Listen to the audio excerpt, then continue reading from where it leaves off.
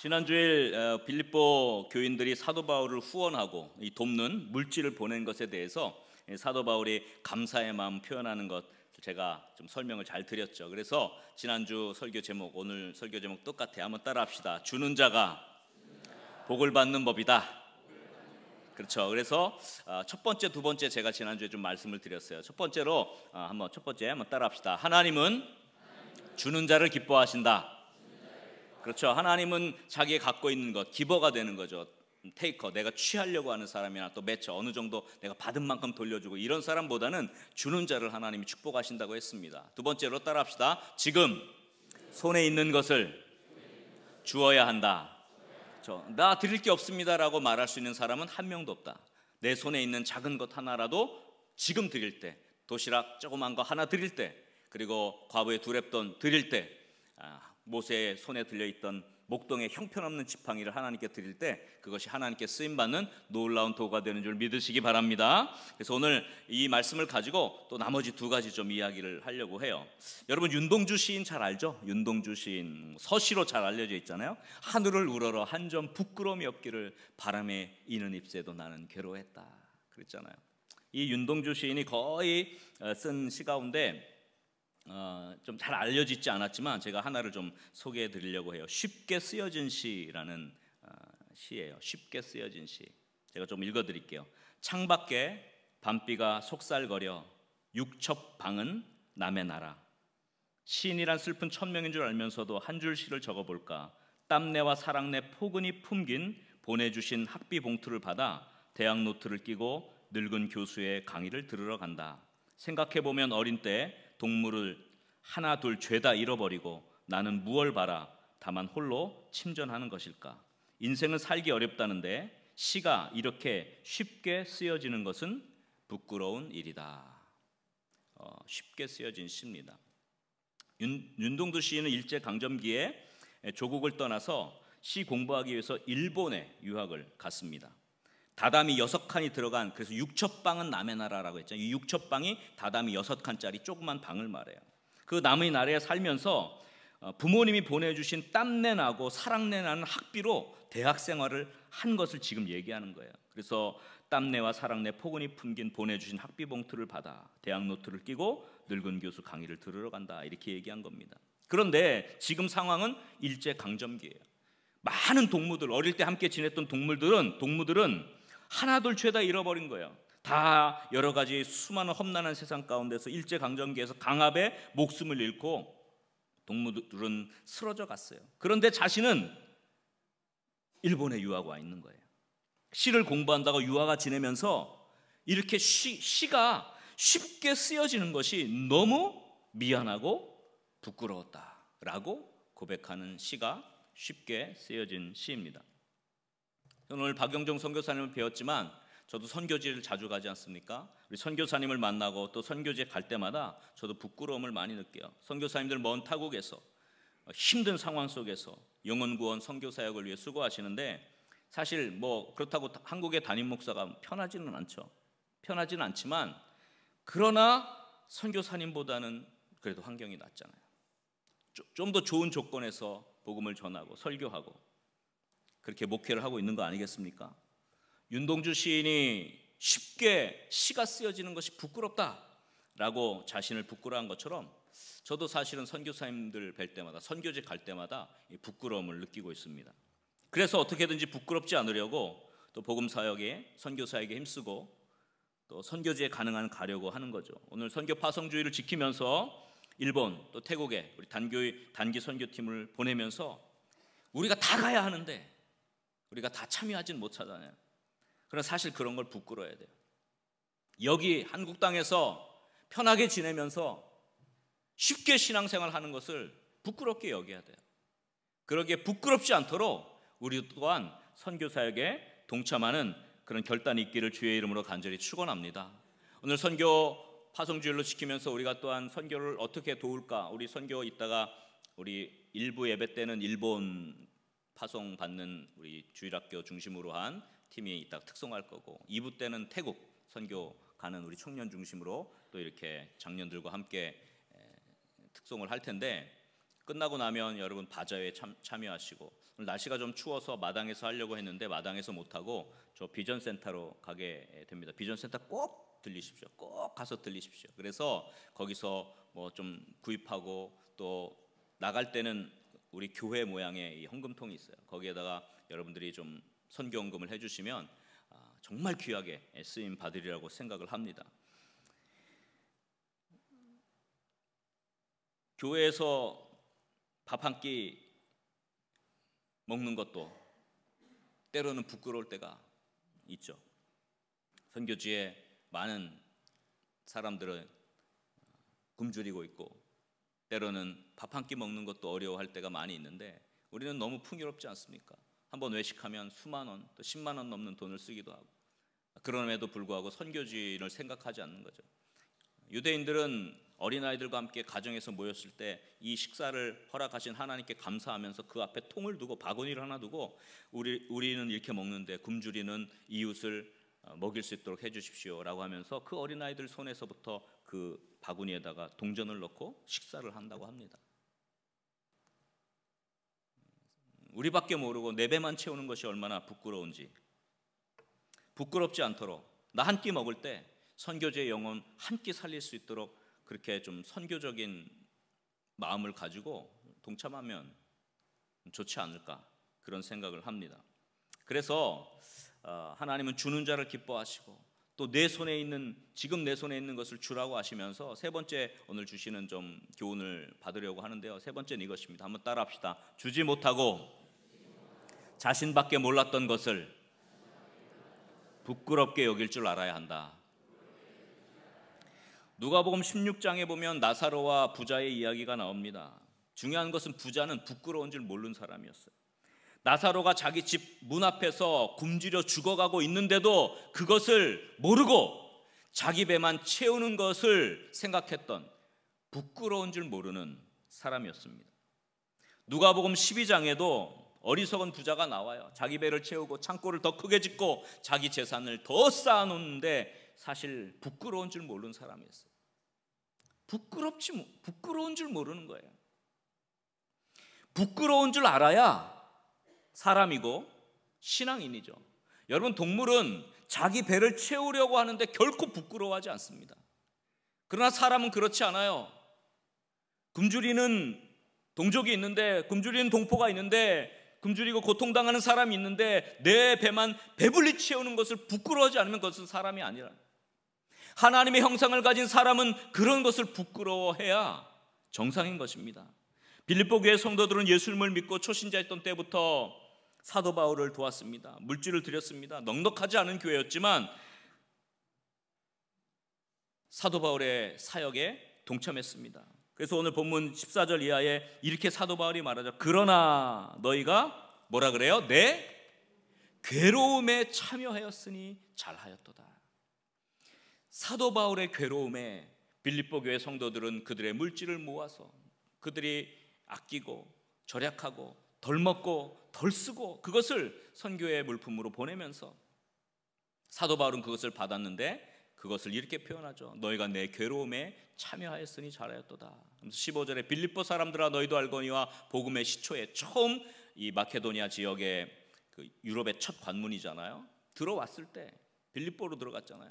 그 복음의 시초에 마게도니아를 떠날 때 주고받는 내일에 참여한 교회, 즉 하나님께서 주시는 은혜를 따라서 주고 받는 일, 바로 선교 사역을 말하는 겁니다. 물질을 하나님 앞에 드린 것을 말하죠. 참여한 교회가 뭐라 그랬어요? 너희 외에 아무도 없었느니라. 사실 빌립보 교회보다 더 부자의 교회인 고린도 교회나 수많은 교회들이 있었습니다만 빌립보 교회밖에 하지 않았다는 거예요. 16절에도 데살로니가에 있을 때도 너희가 한 번뿐 아니라 두 번이나 나 있을 것을 보내었도다. 저는 이 말씀을 읽으면서 극심한 가난 속에서도 힘에 지나도록 복음 사역에 동참한 빌립보 교회를 생각하고, 또 그럼 다른 교회들은 뭐 했을까? 다른 교회들이 느꼈을 것, 그들은 부끄러움이 없었던 거예요. 부끄러움이 없었던 거예요. 빌립보 교회밖에 참여하지 않은 거예요. 얼마나 부끄러운 일입니까? 그래서 고린도후서 8장에서 사도 바울이 고린도 교회에 이런 이야기를 해요. 고린도후서 8장 1절부터 보면 형제들아 하나님께서 마게도냐 교회들에게 주신 은혜를, 마게도냐 교회, 여기 마게도냐 교회 안에 빌립보 교회가 들어있는 거예요. 주신 은혜를 우리가 너희에게 알리노니 2절에 보니까 환난의 많은 시련 가운데서 그들도 어려운 상황이었습니다. 그들의 넘치는 기쁨과 그 다음에 뭐라고 했어요? 극심한 가난이 있었어요. 넉넉해서 준 게 아니에요. 그들의 손에 진짜 도랩돈밖에 없는 거예요. 목동의 역할을 했던 형편없는 지팡이 하나 들려 있었던 거예요. 오병이어의 자그마한 도시락 하나 있었던 거예요. 근데 그 넘치는 기쁨과 극심한 가난이 그들의 뭐예요? 풍성한 연보를 넘치도록 하게 하였다 그랬어요. 빌립보 교회에 대한 이야기를 하고 있는 거예요. 그런데 고린도 교회는 굉장히 부자 교회였는데 그렇게 하지 못하고 있는 걸 부끄럽게 여겨라 라고 하는 거예요. 3절에 이렇게 말합니다. 내가 증언하노니 그들이 힘대로 할 뿐 아니라 뭐예요? 힘에 지나도록 자원했어요. 빌립보 교회 얘기하는 거예요. 지금 고린도 교회에게 얘기하는 거예요. 부끄러울 줄 알아라. 부끄러워. 고린도 교회 너희들 얼마나 부자냐. 그런데 너희 배만 불리고 있구나. 4절 이렇게 얘기하죠. 이 은혜와 성도 섬기는 일에 참여함에 대하여 우리가 간절히 구한다. 고린도 교회도 참여하도록 독려하고 있는 모습을 볼 수 있습니다. 부자였던 고린도 교회는 부끄러운 줄 몰랐습니다. 그러니 책망을 받죠. 빌립보 교회만 바울의 고난 그 선교 사역에 동참했고 다른 교회들은 뭐 하고 있었습니까? 여러분, 선교지에 수많은 사람들의 영혼을 살려 하나님의 나라를 확장해가는 그 일에 우리 거룩한 문 성문교회는 부끄럽지 않은 교회가 될 수 있기를 주의 이름으로 간절히 축원합니다. 그래서 우리 성문교회 이 믿음의 영가족들 한 분 한 분이 또 우리 교회가 부끄럽지 않은 교회, 하나님이 기뻐하시는 주는 교회, 선교적 사명을 감당하는 그런 하나님이 기쁨이 되는 축복에 참여하는 우리 영가족들, 우리 성도님들, 우리 교회가 될 수 있기를 주의 이름으로 간절히 축원합니다. 한번 옆 사람을 이렇게 축복하고 격려합시다. 부끄럽지 않도록 신앙인이 됩시다. 주는 교회가 됩시다. 할렐루야. 그 다음에 마지막 결론입니다. 마지막 결론은 하나님은 이것을 통해서 우리에게 축복을 주신다는 거예요. 따라합시다. 주는 자에게 하나님은 반드시 갚아주신다. 오늘 사도 바울이 본문에서 빌립보 교인들을 이렇게 축복합니다. 빌립보서 4장 17절 19절 말씀, 우리 17절 먼저 한번 다 같이 읽어볼까요? 내가 선물을 구함이 아니요 오직 너희에게 유익하도록 풍성한 열매를 구함이라. 할렐루야. 자, 19절 말씀도 한번 읽어보겠습니다. 다 같이. 나의 하나님이 그리스도 예수 안에서 영광 가운데 그 풍성한 대로 너희 모든 쓸 것을 채우시리라. 할렐루야. 사도 바울은 빌립보 교회를 축복하면서 유익하도록 풍성한 열매를 구하는 것이라 했습니다. 하나님께서 풍성한 대로 너희 모든 쓸 것을 채워주시겠다고 그렇게 약속하고 있는 것입니다. 아멘입니까? 결국 하나님은 주는 자들에게 축복하시죠. 그것은 하나님께서 약속하신 바입니다. 아프도록 베풀라라는 말이 있습니다. 아프도록 베풀라 들어보셨습니까? 베푸는 게 쉽지 않다는 거예요. 주는 게 아프다는 거예요. 왜? 모든 사람은 다 자기 욕구가 있기 때문에, 자기 욕망이 있기 때문에, 자기 자신을 위해 쓰는 건 아깝지 않지만 남에게 주는 것은 내가 쓸 것도 없는데 남에게 주는 건 얼마나 힘들겠어요. 그러나 아프도록 베풀라는 말이 있어요. 이것을 베푸는 것이 쉽지 않지만 그것이 그만큼 축복이 된다는 말입니다. 눈물로 씨를 뿌리는 자가 기쁨으로 단을 거두는 법이죠. 세상의 옷, 음식 다 없어지는 거예요. 우리가 많은 돈을 들여서 먹어도 다 없어지는 거예요. 또 아무리 많은 돈을 들여서 좋은 옷을 사도 다 닳아서 없어지는 거예요. 부질없는 것이죠. 많은 재물을 모았다고 해도 내가 이 땅 떠날 때 하나도 가져갈 수 없는 거예요. 그것을 자손들에게 준다 할지라도 그 재산 때문에 또 싸우는 게 우리 인간의 일들이에요.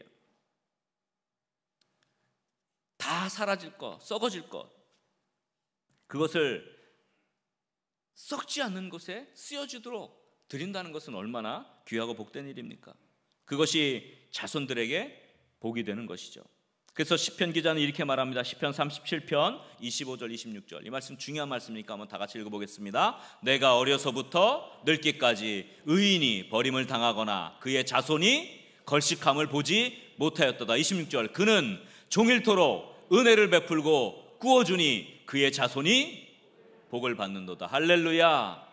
하나님이 어떤 사람, 의인의 가정을 보면서 어려서부터 늙기까지 의인이 버림을 당하거나 그의 자손이 걸식함을 보지 못하였다. 종일토록 의인은 뭐예요? 은혜를 베풀고 구워주는 거예요. 주는 삶입니다. 그러니 그의 자손이 뭐예요? 복을 받는도다. 아멘입니까? 이 말씀을 믿습니까? 여러분, 주고 나누고 베푸는 의인의 자손들은 복을 받게 되어 있습니다. 가난한 부모라도 나누고 선교에 동참하면 그의 자녀들, 자녀 손들에게 하나님의 복이 임재하게 되는 줄 믿으시기 바랍니다. 여러분, 이것은 영적 원리예요. 왜? 하나님이 그것을 기뻐하시기 때문에, 주는 자를 기뻐하시기 때문에 반드시 그것을 갚아주시는 거예요. 우리가 베푼 복은 반드시 돌고 돌아서 반드시 우리에게 혹은 우리의 자녀들, 자녀 손들에게 전달되는 것을 여러분 믿으시기 바랍니다. 자신은 그다지 주변에 주지도 못하고 베풀지도 못하고 욕심내고 자기밖에 챙길 줄 모르면서 나는 언제 재물이 많이 들어와서 세상 말대로 대박이 날까 생각하는 사람들이 많은데 절대로 그럴 일 없습니다. 영적 원리를 몰라서 그렇습니다. 하나님은 주는 자들에게 더 복을 주시는 그런 하나님이시죠. 내가 얼마나 주는 삶을 살았나, 얼마나 베풀고 살았나, 내가 하나님의 복음 사역을 위해 얼마나 눈물로 씨를 심었나 물어보면 알 수가 있는 거예요. 하나님은 결코 만홀히 여김을 받지 않습니다. 하나님은 속임을 받지 않는 분이에요. 하나님은 분명하십니다. 심은 대로 거두게 하시는 분임을 믿으시기 바랍니다. 그래서 여러분, 제가 지난번에 말씀했잖아요. 고린도후서 9장 6절 이하에 다시 한번 봅시다. 자, 한번 읽어볼까요? 6절 시작. 이것이 곧 적게 심는 자는 적게 거두고 많이 심는 자는 많이 거둔다 하는 말이로다 그랬죠. 그러면서 7절에 이렇게 말씀하죠. 각각 그 마음에 정한 대로 할 것이요 인색함으로나 억지로 하지 말지니 하나님은 즐겨내는 자를 사랑하시느니라. 8절 말씀. 하나님이 능히 모든 은혜를 너희에게 어떻게 해요? 넘치게 하시나니 이는 너희로 모든 일에 항상 모든 것이 넉넉하여 모든 착한 일을 넘치게 하려 하심이라. 할렐루야. 9절 말씀 같이 읽겠습니다. 기록된 바 그가 흩어 가난한 자들에게 주었으니 그의 의가 영원토록 있느니라 함과 같으니라. 할렐루야. 나는 우리 교회와 우리 교회 성도들이 주는 삶, 주는 교회가 되었으면 좋겠습니다. 가진 것이 많다고 주는 것은 아니에요. 아무리 재산이 많아도 주지 못하는 사람이 너무 많아요. 그러나 내가 가진 것이 없다 할지라도 당장 내 손에 있는 두 랩돈이라도, 내 먹으려고 챙겨두었던 도시락 하나라도 우리 손에 있는 것을 주님께 드릴 때 주님께서 그것을 받으시고 그것을 축복으로 베풀어 주실 줄 믿으시기 바랍니다. 내가 가진 것이 많다 할지라도 작은 것 하나라도 베풀고 선교하고 주는 삶을 살아갈 때 하나님께서 그 삶을 의롭게 보시고 기뻐 받으시고 그 가정과 그 자녀와 그 후손들에게 축복을 주실 줄 믿으시기 바랍니다. 여러분, 손에 무엇이 있습니까? 목동에 작은 지팡이라도 드리십시오. 작은 도시락 하나도 드리십시오. 작은 두 랩돈이라도 하나님 앞에 드려 보십시오. 하나님 반드시 그것을 축복으로 바꾸시고 내 때가 아니면 우리 자녀들에게, 자녀의 자녀들에게까지 반드시 축복을 주실 것이고, 또 우리 교회뿐만 아니라 교회의 미래 세대들에게 하나님께서 축복을 주시리라고 저는 믿습니다. 그래서 선교하는 교회는 결코 망하지 않는 법이에요. 왜? 하나님이 선교하는 교회에 부어주시기 때문에, 선교하는 교회의 성도들에게 하나님께서 축복을 부어주시기 때문에 그런 것입니다. 나는 우리 교회와 우리 성도들이 이렇게 주는 교회가 되었으면 좋겠습니다. 그래서 하나님의 축복을 많이 받을 뿐만 아니라 더 많은 하나님의 나라를 위한 귀한 사역을 감당하고 또 하나님의 축복에 동참하는 그런 선교하는 교회, 선교적 교회가 되는 우리 거룩한 문 성문교회 믿음의 영가족들, 또 우리 교회가 될 수 있기를 주의 이름으로 간절히 축원합니다. 우리 한번 옆 사람을 이렇게 축복합시다. 주면 축복이 되어 돌아옵니다. 하나님이 반드시 갚아주십니다. 기도하겠습니다. 아버지 하나님,